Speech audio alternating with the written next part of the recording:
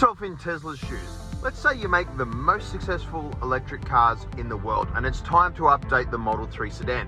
Are you going to throw everything away that you've learned and start from scratch, or are you going to take a car that's been an incredibly successful machine and just perfect it and polish it a little bit?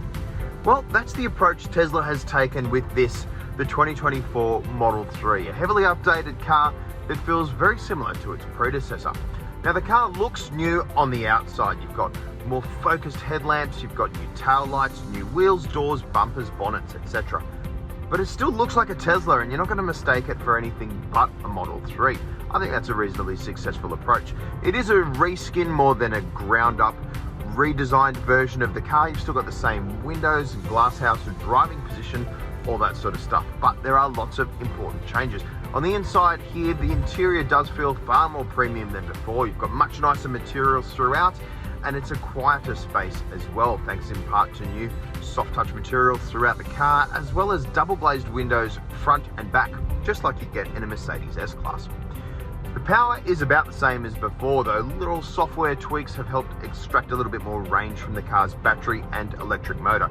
The model that we're driving right now is the standard two-wheel drive, rear-wheel drive version of the car. Costs about $65,000 drive away, has about 500 k's of range, and needs about 6.5 seconds to get to 100 kilometers an hour. Honestly, it's all the Tesla you need. It feels really punchy. You put your foot down.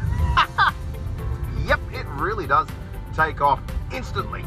You really don't need any more power than this, and it drives pretty well as well. If we tip into a corner here, you can feel that the car, yeah, it's got a little bit more roll than before thanks to new softer suspension, but it's pretty good at soaking up the bumps. On bigger, sharper hits, you do feel them a little bit more immediately than you might in other cars, and I think that's also because you hear them too, because there's no sound from the engine and the transmission and whatnot that you get in a normal car. And I think Tesla also has a little bit of catching up to do in terms of the refinement that you might find from something like a BMW or a Mercedes. That said, it's still a really impressive machine, and it does all the stuff that we've come to expect from Tesla. The autopilot system is just a cracker. The driving aids and whatnot that are in this car are far more satisfying to use than what you'd find in other cars that really do chirp and nag at you a little bit too much. The infotainment system is, again, pretty much the best in class. Sure, it doesn't have conventional smartphone mirroring like Apple CarPlay or Android Auto, but it does have things like YouTube. And yes, the new touchscreen in the back of the car allows you to watch YouTube on the fly. If you're in the back of this thing getting a ride to school, or maybe you're using this car as a ride-sharing vehicle or something like that, your passengers can be entertained in the back in a way that they're just not going to get in other cars. Tesla's upgraded the software in their touchscreen. It's got new games and things like that that are all really cool. And in fact, this touchscreen does more than I've ever seen before from a car. That's because Tesla hasn't reinvented the steering wheel, but they have shifted a lot of controls from the steering wheel to this touchscreen.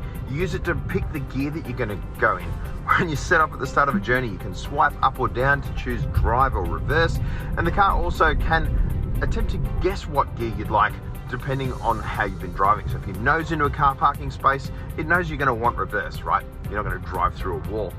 Pretty handy stuff. It doesn't have conventional stalks like a regular car for the indicators and things like that. There's a lot of space here behind the steering wheel. The buttons have been moved to the steering wheel for the indicators. It does take a little bit of getting used to, but I've only been in the car for a few hours now and I've pretty much got the hang of it. I wouldn't have any real hang-ups about that at all. On the whole, Tesla has done a great job updating this car. No, they haven't reinvented the wheel, but when you've got the best electric cars on sale, you really don't need to.